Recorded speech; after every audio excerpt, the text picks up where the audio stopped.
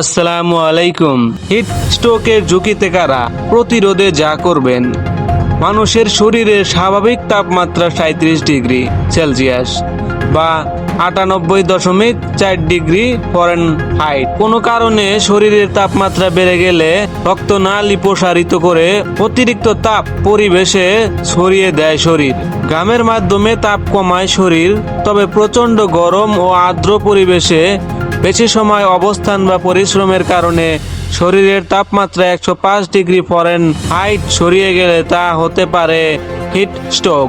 শরীরের তাপ নিয়ন্ত্রণ ক্ষমতা তখন নষ্ট হয়ে যায়। হিট স্ট্রোক প্রতিরোধের করণীয়: দিনে যে কোনো সময় যথাসম্ভব বাইরে বের হওয়া থেকে বিরত থাকুন। রোদ এড়িয়ে চলুন। বাইরে বের হলে ছাতা, টুপি, হ্যাট বা কাপড় দিয়ে মাথা যথাযথভাবে ঢেকে রাখুন। হালকা রঙের ঢিলে ঢালা এবং সম্ভবত হলে সুতির জামা পরুন।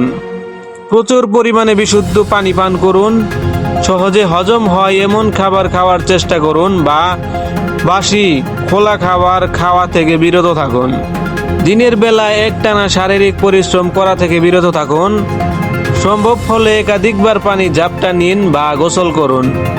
প্রসারের রঙের দিক খেয়াল রাখুন, তা হলুদ বা গাঢ় হলে পানি পানের পরিমাণ বাড়ান। ঘরের পরিবেশে যেন অতিরিক্ত ঘাম বা ব্যবসা না হয় যায় সেদিকে খেয়াল রাখুন। বেশি সুস্থ বোধ করলে দ্রুত নিকটস্থ চিকিৎসার পরামর্শ নিন। সবচেয়ে ঝুঁকিতে যারা: শিশু, বয়স্ক ব্যক্তি, প্রতিবন্ধী ব্যক্তি, শ্রমজীবী ব্যক্তি যেমন রিক্সা চালক, কৃষক, নির্মাণ শ্রমিক, যাদের ওজন বেশি, যারা শারীরিকভাবে অসুস্থ, বিশেষ করে উচ্চ রক্তচাপ বা হৃদরোগে ভুগছেন। উপরে উল্লিখিত করণীয় এবং সতর্কবার্তাগুলো আন্তর্জাতিক চিকিৎসা সংক্রান্ত গবেষণা প্রতিষ্ঠান international centre for viral disease research ICDDRB প্রদান করেছেন।